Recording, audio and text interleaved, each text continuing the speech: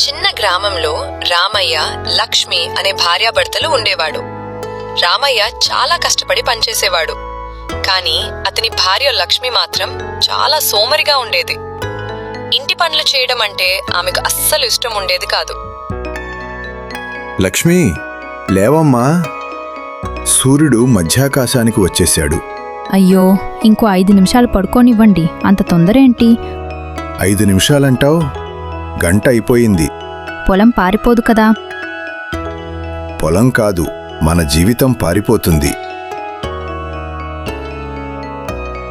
రామయ్య పొలానికి వెళ్ళిపోయాడు. కాని లక్ష్మి మళ్లీ దుప్పటి కప్పుకుని నిద్రపోయింది.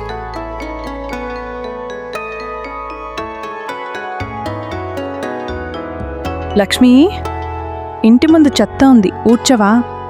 గాలి వస్తే అదే వెళ్ళిపోతుందిరే అక్క. పాత్రలు కూడా కరదలేదు. వర్షం పడితే అవే శుభ్రమవుతాయి అక్క. అయ్యో, నిన్ను మార్చడం ఎవడి వల్ల కాదు. సాయంత్రం రామయ్య ఇంటికి వచ్చాడు. ఇంట్లో వంట కూడా లేదు. లక్ష్మి, తినడానికి ఏముంది? ఇంకా చెయ్యలేదు. రోజంతా ఏం చేశావు? చాలా అలసిపోయా. ఏ పని చేసి అలసిపోయావు? ఆలోచిస్తూ. ఏం ఆలోచించావు? పని చెయ్యాలా వద్దా అని. రామయ్య నవ్వాలో ఏడవాలో అర్థం కాలేదు. మరుసటి రోజు, లక్ష్మి, ఈరోజు నేను చెప్పిన పని ఒక్కటైం చేస్తావా? ఏంటి? అన్నం వండిపెట్టు. సరే. రామయ్య సంతోషంగా పొలానికి వెళ్ళాడు. కాని లక్ష్మి మళ్లీ నిద్రపోయింది. సాయంత్రం రామయ్య ఇంటికి వస్తాడు. అన్నం సిద్ధమైందా? లేదు.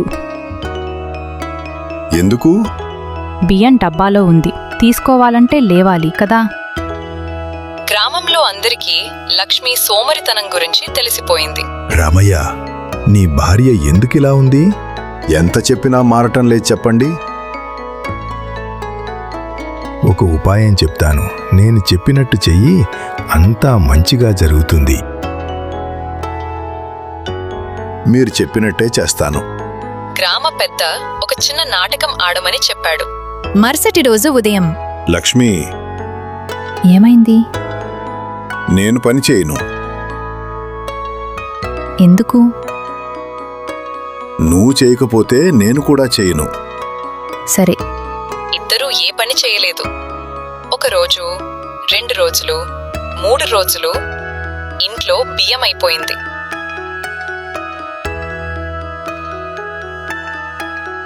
ఇంట్లో తినడానికి ఏమీ లేవు. ఎవరో పని చేస్తేనే వస్తుంది. మరి పని లేకుండా ఫలితం ఉండదు. అప్పుడు లక్ష్మికి తన తప్పు అర్థమవడం నేను మొదలైంది. తప్పు చేశాను. తెలుసుకున్నావా ఇక నుంచి? అవును, నేను మారిపోతాను.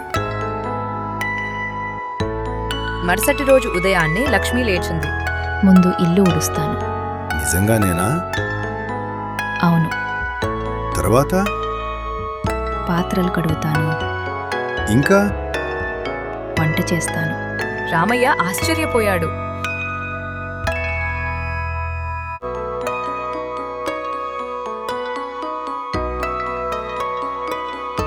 అరే, లక్ష్మి పనిచేస్తోంది.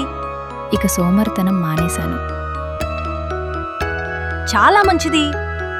కొన్ని రోజుల్లో వారి ఇల్లు శుభ్రంగా మారింది.